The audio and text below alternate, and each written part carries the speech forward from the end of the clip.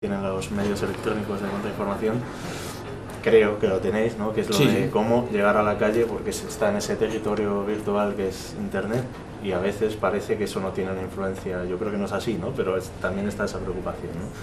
En el caso vuestro, que hay unas limitaciones, además que hablabas antes, para el acceso a Internet en Cuba, por razones económicas y políticas, ¿habéis constatado que haciendo esa edición en papel habéis llegado a otra gente distinta? Sí, no solo por el acceso, porque ahí en Cuba hay mucho acceso social, o sea, ahí las universidades, todo tienen un amplio acceso, hay una red de 600 instalaciones que se llaman Joven Club, que no solo dan acceso, sino que también están concebidas para calificar y capacitar a las personas. Pero ¿dan acceso internacional a través de la vía esa ancha que no tenéis? Es decir, a través de satélite. Sí. Las universidades, por ejemplo, tienen banda ancha. Tienen banda ancha, todas las instituciones científicas, todas las... Pero para salir al exterior... Los periodistas, sí, claro, claro. Pero sí es de vía satélite esa salida. Sí. Es producto del bloqueo. No por cable. Vale. No por cable. Y entonces, ¿qué te decía, no? Hay esa situación en que nosotros primero surgimos para esa batalla, que constantemente se está mintiendo sobre Cuba, y Cuba no participaba de ese debate, ¿no? Y había lo que nosotros llamábamos una impunidad. O sea, tú podías decir el mayor disparate que nadie te desmentía. Tú podías encontrarte en un medio, muchos de ellos españoles, lamentablemente, la mentira más atroz, que era aceptada como cosa normal, ¿no? Y nadie ahora nosotros tenemos la percepción de que eso ha retrocedido un poquito debido a que hay que pagar un precio, por decir ese disparate, hay que pagar el precio del ridículo, al menos, ¿no? Y hacer también eso con humor, o sea, no hacerlo de un modo, que es lo que tratamos de hacer con la jiribilla. La jiribilla es un término cubano que tiene que ver con la travesura, un chico travieso, una persona que hace una travesura, pudiéramos decir, inteligente, pero que tiene también una dosis de beligerancia, ¿no? Y un gran escritor cubano, José Lezama Lima, decía, bueno, nuestro ángel es el ángel de la jiribilla, ¿no? El ángel de los cubanos. Ese espíritu también que viene de la literatura, del conocimiento, de la cultura también, ¿no? Pero no hacerlo de una forma, pudiéramos decir, tan seria que aburra, ¿no? Entonces, hacer pudiéramos decir, ese exorcismo, ese desmentido, hacerlo desde el ingenio. Y es lo que hemos tratado de hacer, de que esa mentira pague un precio, pague el precio del ridículo, pague el precio de la burla inteligente. Eso tenemos la experiencia, yo recuerdo el tema de las neveras y la compra de productos para la oposición cubana por parte de Estados Unidos, ¿no? Que se trataron algunos medios como Caos o como Insurgente o Rebelión, sobre todo Insurgente o Caos, de un punto de vista pues ciertamente humorístico, ¿no? Porque no dejaba de ser gracioso que una reunión acabase convirtiéndose en una especie de venta de electrodomésticos, ¿no? Para esa oposición creada. Un enemigo muy poderoso, pero muy torpe. Como todo gigante, ¿no? Los gigantes suelen ser torpes, ¿no? Y entonces nos regala oportunidades de, como toda cosa pequeña que se enfrenta a alguien muy poderoso, de hacerlo desde el ingenio, desde la astucia. No podemos librarnos. Yo creo que el día que libremos esa batalla, la hagamos aburrida, comenzamos a perderla, ¿no? Entonces la jiribilla ha tratado de hacer eso, ¿no? De hacerlo con ingenio y llevarlo al terreno también con un ingenio oculto, ¿no? Con un ingenio que utilice la tradición de la cultura cubana. Por eso las secciones se llaman El Gran Zoo, que es un libro de poemas de Nicolás Guillén, o su propio nombre, que decía que tiene que ver con José Lezama Lima, o Noticias de Pueblo Mocho, que es otra sección que tiene que ver también con esta cosa irónica, que es otra creación de Samuel Feijó, o sea, otro gran escritor cubano. O sea, usar constantemente en esa batalla instrumentos que vienen de la cultura, que vienen del pensamiento y de la tradición literaria cubana, ¿no? Y bueno, en determinado momento ya nos planteamos la necesidad, por el prestigio que fue alcanzando la publicación entre los propios intelectuales cubanos, de lograr una publicación también en papel que circulara al interior de Cuba para personas que no solo por limitaciones de acceso, sino que por la edad no acceden a internet o porque tienen una otra tradición de leer, por ejemplo, la literatura, las cosas, podríamos decir, más de fondo, los artículos más grandes, hacerlo más extenso o hacerlo en el papel. Y empezamos a hacer esta edición que una gran parte, casi 800 ejemplares, se reparte por suscripciones.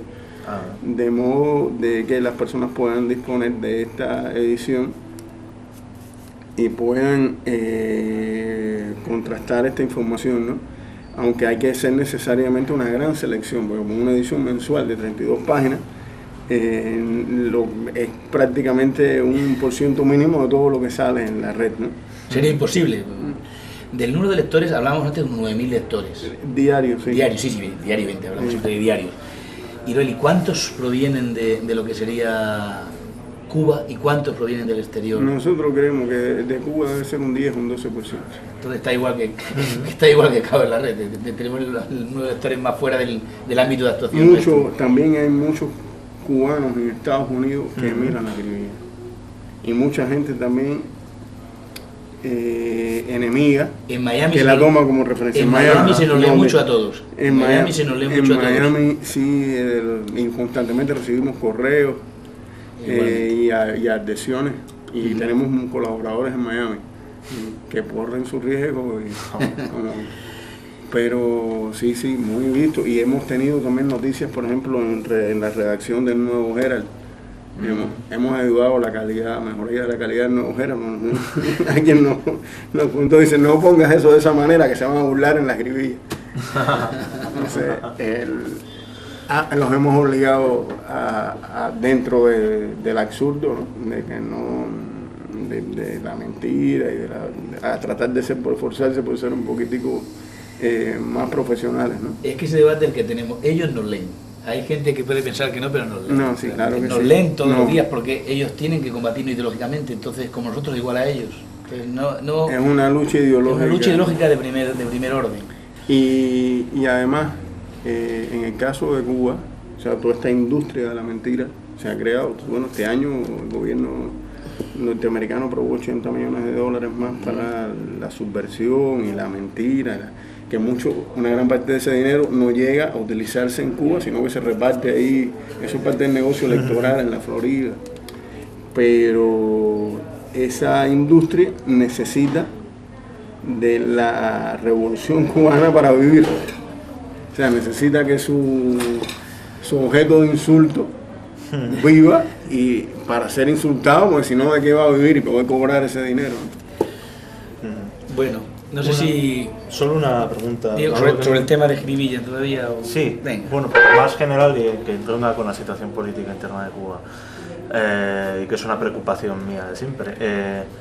¿Hasta qué punto el vivir a la defensiva como vive Cuba limita la oportunidad de la crítica interna? O sea, por estar defendiéndose agresiones tan cotidianas y tan básicas como las que han mencionado del acceso a la banda ancha y a internet por cable, ¿cómo puede eso luego limitar también la capacidad de crítica interna porque uno está también con otras prioridades, ¿no? Sí, mira, en este libro que se publicó ahora, la entrevista con Ramonel de Fidel, sí, hay un capítulo, creo que es el capítulo 15, si mal no recuerdo, donde Ramonel le pregunta a Fidel sobre eso y él dice, y por peligroso que sea, la crítica siempre es preferible a la ausencia de crítica. La crítica es preferible a la ausencia de crítica. Y yo creo que esa es la filosofía, no siempre logra cabalmente con que debemos trabajar, ¿no? Los revolucionarios, no se consigue un revolucionario acrítico. Si tú ves a Che, ves a Fidel, ves al propio Marx, ves que llegaron a sus grandes tesis, a sus grandes elaboraciones y también a su ejercicio político concreto y su práctica política a partir de una crítica sistemática, ¿no? Si tú ves lo que se publica en Cuba, en la literatura que se hace en Cuba, por ejemplo, es muy crítica con la realidad nuestra. Si tú ves, por ejemplo, las secciones de algunas de las secciones de la jiribilla también. Yo creo que no podemos, o sea, hay una imagen de un gran escritor cubano, Cintio Boitier, cuando empezaba el periodo especial, dice: tenemos que hacer un parlamento en la trinchera. Y esa es una metáfora muy gráfica del desafío que tenemos, ¿no? Sería una trampa que esta agresión constante nos llevara a ignorar nuestras deficiencias, a tratar de dar una imagen edulcorada de lo que sucede en nuestro país, aun cuando también toda crítica que hagamos es enseguida tomada por esta maquinaria del enemigo, manipulada y magnificada o cualquier situación en Cuba. Por ejemplo, ahora yo estaba viendo un trabajo salió en El País. Ahora en Cuba hubo una situación de infestación con el mosquito Aedes aegypti y hubo un enfrentamiento que resolvió el problema. Ya prácticamente, por lo menos en La Habana, ya no hay, ha bajado mucho la incidencia de casos de dengue, etc. Sin embargo, bueno, sale epidemia de dengue en Cuba, pero ya eso se terminó, se modificó. Nunca, dentro de 20 años parece que todavía va a estar la epidemia, porque no van a decir nunca que eso terminó. ¿Me entiendes? ¿Por qué? Porque la prensa cubana dio una información sobre eso y enseguida la noticia es la mala. Cuando eso evolucionó, se controló, y al mismo tiempo, en todos los países de Centroamérica y el Caribe hay endemismo de esa enfermedad. Eso nunca ha sido noticia. ¿Me entiendes? O sea, es donde la información sobre esos problemas se convierte en un arma del enemigo. Pero eso no nos puede llevar a encerrarnos y a decir, porque nuestra gente necesita estar informada también sobre esas cosas. Yo creo que el discurso de Fidel del 17 de noviembre en la universidad, que ha sido muy discutido, ha sido muy difundido en los medios alternativos, muy atendido, he oído algunas discusiones de eso, yo creo que refleja eso, o sea, la necesidad de enfrentar críticamente también nuestra realidad, que hecha en resistencia, construida frente a todas estas campañas, no es una realidad que queremos edulcorar, ¿no? La revolución tiene grandes realizaciones que son indiscutibles y que son ignoradas por esta prensa, tergiversadas, atacadas, precisamente para evitar que eso pueda servir como referente, y necesita dar una imagen negativa de la revolución cubana. Pero nosotros, dentro de esa batalla, tenemos que también tener el espacio suficiente y necesario para enfrentar nuestras carencias, nuestras deficiencias, muchas de ellas originadas en esa agresividad, en esas limitaciones que se nos imponen, otras fruto de nuestras limitaciones para dar solución en estas circunstancias, porque es muy fácil gobernar en condiciones ideales. Yo le decía a un compañero, bueno, si estuviéramos en Suiza, que no tiene guerra, yo creo, de Guillermo Tell, o de las campañas de Napoleón.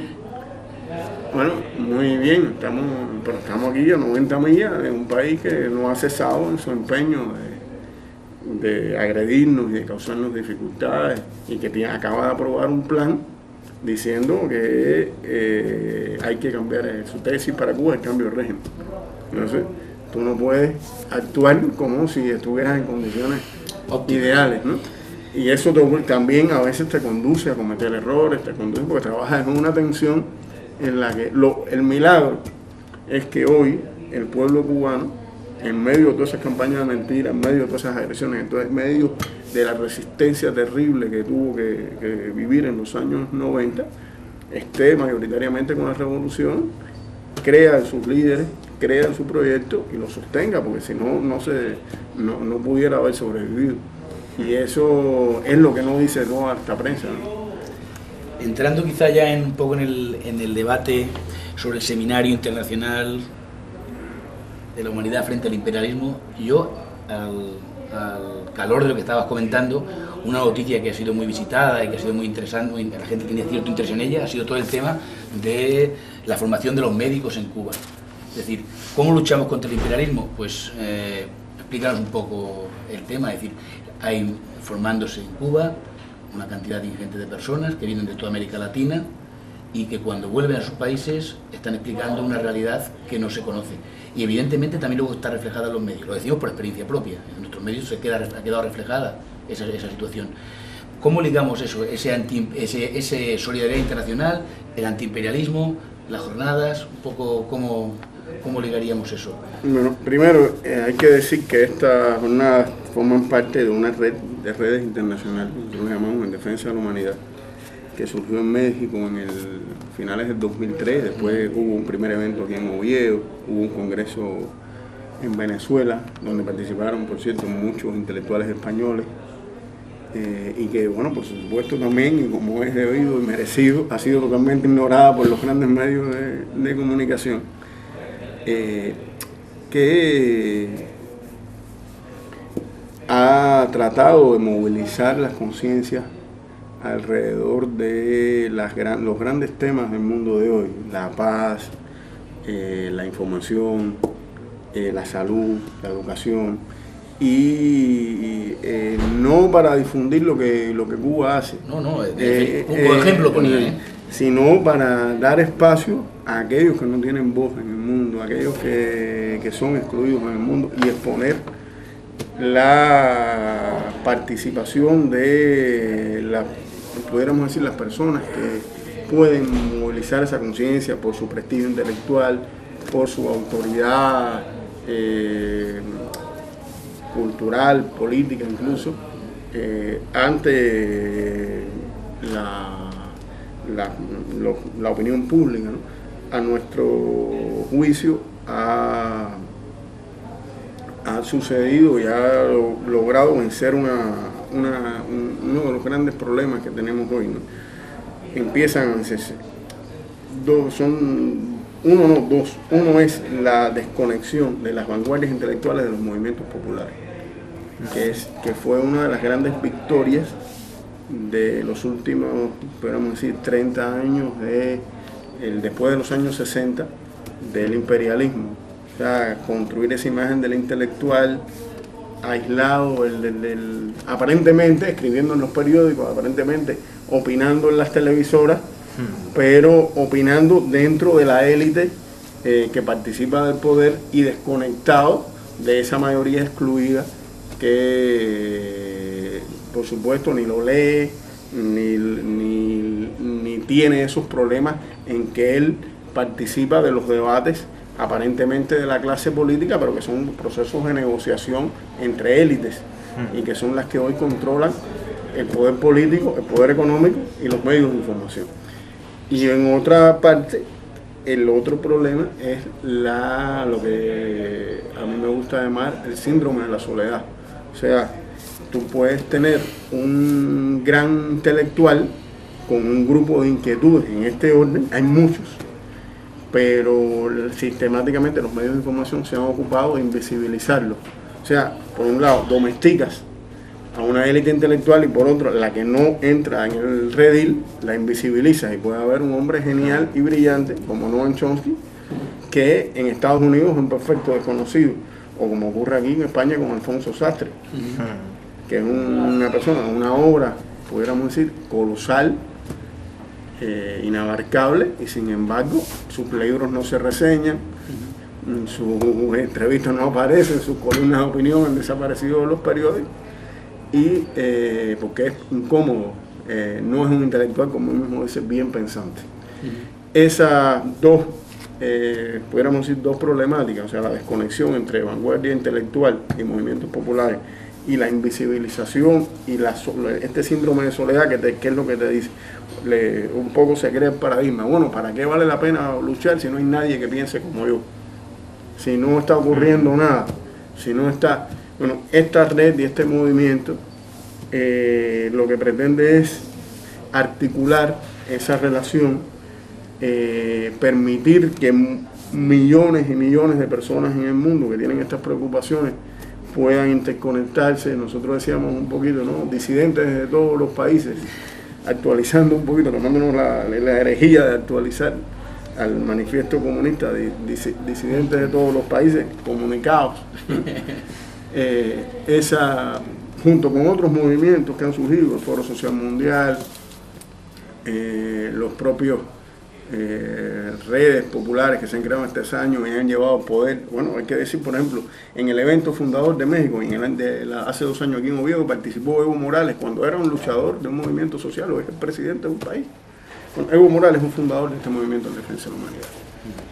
Y así muchas personas, ¿no? Esa, pudiéramos decir, red, esa aspiración que forma parte de la filosofía con que Cuba ha trabajado la solidaridad internacional, no convirtiendo su obra en derramamiento de sangre ni en agresiones, sino resolviendo problemas concretos. No solo formando médicos, que son decenas de miles de médicos los que estudian en Cuba, también creando universidades médicas con profesores cubanos en África, en países de América Latina. Centros de apoyo, por ejemplo, también vimos un reportaje sobre centros de apoyo concretos en países donde... No, en Pakistán, millones de pakistaníes afectados por el terremoto fueron atendidos por Cuba. El país que hizo realmente una obra impresionante, reconocida por el gobierno pakistaní. Las tropas norteamericanas que estaban al lado de Afganistán no pudieron resolver los problemas humanitarios, ni les interesa, creo, que resolvió Cuba.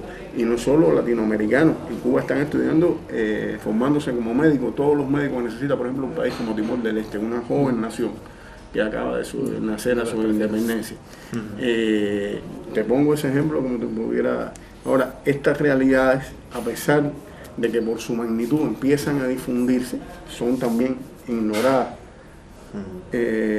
Un país, o sea, lo que te decía ahora, la broma ahorita de la epidemia, un país que tiene decenas de miles de médicos, ¿qué riesgo puede correr con una epidemia?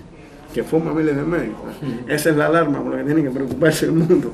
O es que no haya médicos en millones de lugares donde hay realmente epidemias muchas mayores. ¿Cómo vamos a resolver ese problema? ¿Cómo vamos a resolver los problemas de la atención médica allí? Y además es el tipo de médico que se forma en Cuba. Es un médico que no está formado para estar en las ciudades atendiendo a los que pueden pagar. Ese médico que se forma en Cuba está formado para ir a los lugares donde los médicos formados por el capitalismo no quieren ir, para atender a los que no pueden pagar. Es otra filosofía. El país citaba en un reportaje sobre Bolivia, hasta entonces no le habían importado demasiado la formación de los médicos en Bolivia, pero justo cuando Cuba empezó a mandar médicos para allá, al país de repente le salió esa preocupación, ¿no? Entonces dio voz a los médicos bolivianos que decían que les estaban quitando el trabajo los médicos cubanos, ¿no?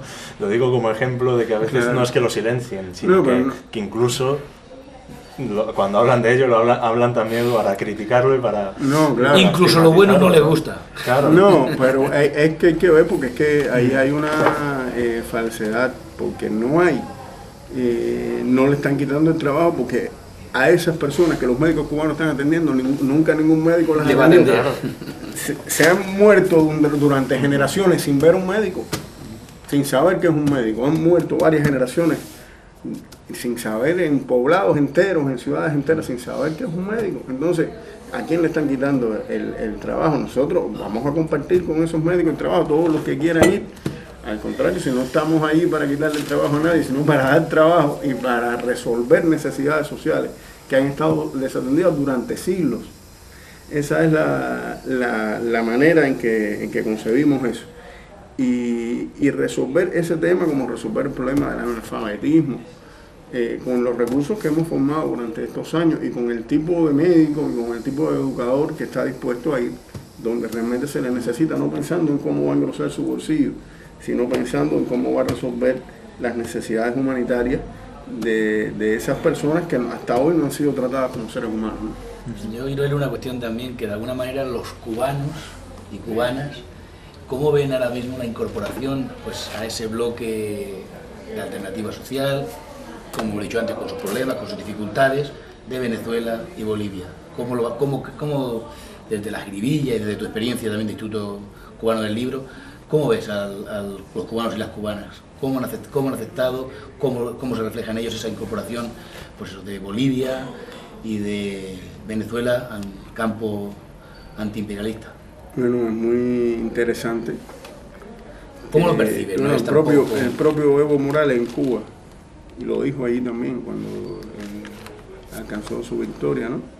Dijo que el Che había regresado victorioso, era la victoria del Che, la victoria del movimiento del socialismo.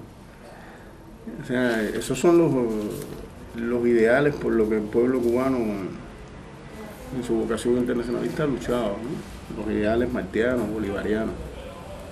Nosotros lo vemos como la consagración de esos ideales, los que llevaron al Che a la selva boliviana, ¿no? Por otra vía, pero se está alcanzando lo mismo. Y se está alcanzando la posibilidad de que los bolivianos y los venezolanos tengan atención médica, que puedan estudiar en las universidades. Para eso luchó el Che, para eso fue Fidel a la Sierra Maestra. Creo que hoy además no solo Cuba, Venezuela, Bolivia, hay una posibilidad también de gobierno que no son le dijo nuestro canciller Raúl Roa a la OEA en los años 60, hay un ministerio de colonia. Ya Estados Unidos no tiene un ministerio de colonia en América Latina. Ya las colonias están un poquito incómodas y cada vez va a ser más incómoda porque los pueblos no están dispuestos a admitirlo. Hoy, por ejemplo, uno concibe, hoy Estados Unidos no tiene una alternativa militar para imponer en América Latina. No tiene una alternativa para aislar a Cuba. Hay analistas que discuten eso. No tiene una alternativa. Hoy, ¿qué va a hacer un gobierno militar en un país latinoamericano? No puede. Primero, los militares no quieren hacerlo. No quieren, ya pasaron por eso. Algunos están todavía tratando de salir de los juicios. Bueno, algunos se ha colgado incluso, algún alto general, por ejemplo, en Uruguay. Es decir, para no asumir la responsabilidad de crímenes que cometió. Es decir, que no creo que no estén en condiciones los militares de incorporarse. No se quieren comprar ese problema. Mi opinión personal, no se quieren comprar ese problema. Tendrían que convencer a los militares de que se compren ese problema. No tienen una alternativa. No, pero claro, en Chile se han corrido a gorrazos Contreras y Pinochet. Ellos mismos, después de actuar, después del golpe, después de enriquecerse, no tienen que en Venezuela se han escondido detrás de las gorras. Pero lo interesante, por ejemplo, en Venezuela, es cómo la movilización social, pues, tú puedes decir, bueno, las movilizaciones sociales han depuesto presidentes de América Latina, ha pasado en Ecuador, pasado en Bolivia. Y en otras han puesto en crisis gobierno. Y paran el golpe en Venezuela. Pero es al revés, en Venezuela lo interesante es al revés. No es que una movilización popular quite un presidente, sino que una movilización popular impide que quiten un presidente. Es lo interesante de eso. O sea, que no hay legitimidad, intentan imponer un gobierno de facto y no hay legitimidad ni aceptación en las sociedades. Y en Bolivia todas las maniobras que han estado haciendo es la movilización social la que la impide la fortaleza del respaldo popular. O sea, hoy los Estados Unidos no tienen un espacio de maniobra en América Latina para, pudiéramos decir, impedir este avance popular. Y eso es lo más importante. O sea, independientemente de la velocidad de los cambios, es que hay, en política también es muy importante las tendencias, hay una tendencia cada vez mayor a disminuir las posibilidades de influencia norteamericana en América Latina. Y hay gobiernos que hablan un lenguaje inédito en los gobiernos latinoamericanos, con excepción de Cuba. Y ya no son solo Venezuela, lo que pasó en la cumbre de Mar del Plata. Lo que pasó en la cumbre de Mar del Plata es insólito. La primera vez el jefe del imperio allí, y las personas le dicen, como el presidente argentino, en su rostro, le dicen un grupo de verdades. Eso, ir a una reunión con el jefe del imperio y que haya una especie de rebelión en masa frente a eso es inédito en la historia de América Latina. Eso indica que a la vez que hay una movilización, porque participamos algunos compañeros ahí cubanos en la cumbre de los pueblos de Mar del Plata, y lo que vimos allí impresionante, un estadio lleno de personas, de argentinos ahí, donde habló Chávez. Y las personas, cuando salió Chávez, era una locura, la gente pidiendo el socialismo en el país que implantó el modelo neoliberal con más entusiasmo en América Latina. Entonces, eso, ¿qué está pasando? ¿Qué indica eso? Que hay una conciencia, a pesar de todas las mentiras, dominio mediático, estas ideas se han abierto paso. No están en las primeras planas de los periódicos, pero yo creo que sí están en la conciencia, empiezan a estar en la conciencia popular. No pudieron Israel tampoco dejar de estar con las movilizaciones contra la guerra en todo el planeta. Contra la guerra en Irak, contra la invasión, no pudieron dejar de aparecer en las portadas de los grandes medios. Claro. Tuvieron que retransmitir esa información. Es decir, el imperialismo no lo tiene ahora tan fácil, me da la impresión. Bueno, ayer decían que iban a estar en torno a 18 meses como máximo, incluso aún hablan de entre 9 y 12. No, porque están las vísperas. Ahora son las elecciones parlamentarias. Sí, pero... Vísperas de las elecciones pueden decir que se van mañana. Sí. Hay que ver si pueden, Es que han metido la pata, ahora no saben cómo sacarla.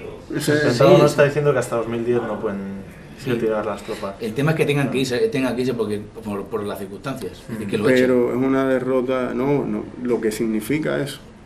La derrota en Irak significa también el fracaso de una estrategia de dominación global por la vía militar, en Asia, en Oriente. Por la vía militar, que ese modelo, lo que estábamos hablando ahorita, o sea, no hay soluciones militares, no hay soluciones militares a problemas que tienen origen en otras cosas.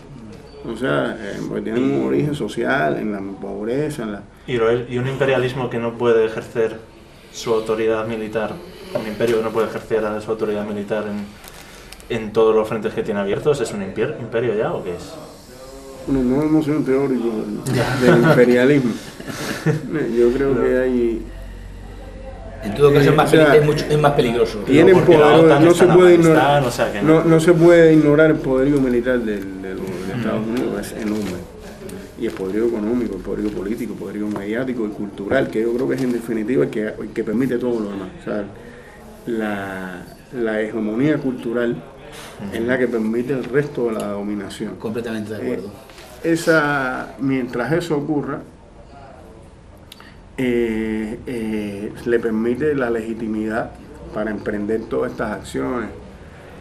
Lo que yo creo que esto no nos puede llevar a una euforia ni a yo creo que hay que dar la batalla en lo esencial que es en la lucha política.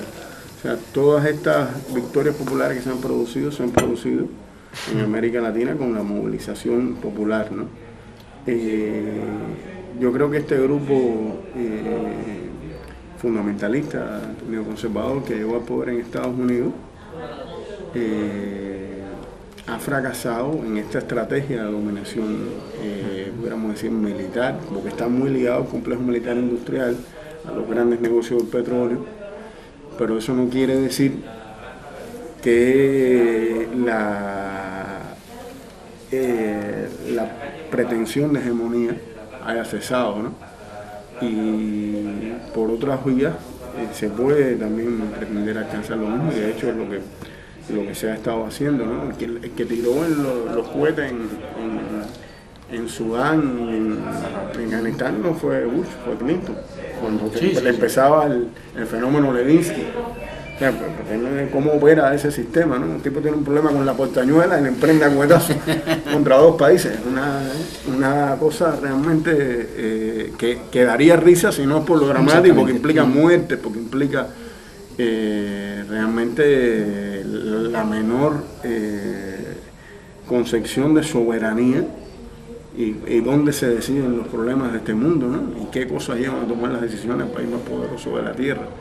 O sea, que de todos modos, si se logra el fracaso de este grupo neoconservador, agresivo, fundamentalista, puede también continuar una situación de agresividad, de lucha por mantener esta hegemonía sin esta locura, porque esto ya están en una situación prácticamente fascistoide, ¿no? Esto que pasa con la tortura, esta cosa de la legalización de la tortura, una cosa increíble realmente en el siglo XXI. Nunca pensamos que la humanidad iba a enfrentar una situación como esta, de que se torturara a plena luz del día, después de todo lo que se vivió con los campos de concentración nazis. ¿Qué nos diferencia hoy de lo que está ocurriendo en Guantánamo? Nosotros ¿sabes? Yo creo que no podemos abandonar la lucha una vez que si se lograra la retirada de Irak, si se lograra el fracaso de este grupo ahora en las elecciones parlamentarias en Estados Unidos, o ya en las elecciones en el año 2008, pero son muy graves los problemas del mundo, se sigue muriendo la gente de hambre, sigue muriendo la gente de enfermedades curables, hay una inmensa mayoría excluida del acceso a la información, del acceso a la educación. Esos son los problemas esenciales de nuestro tiempo, y no basta con que el imperialismo sufra una derrota como está sufriendo hoy. Habría que transformar las relaciones de poder en el mundo, que creo que es parte de este seminario que nos reúne aquí, de esta red, ¿no?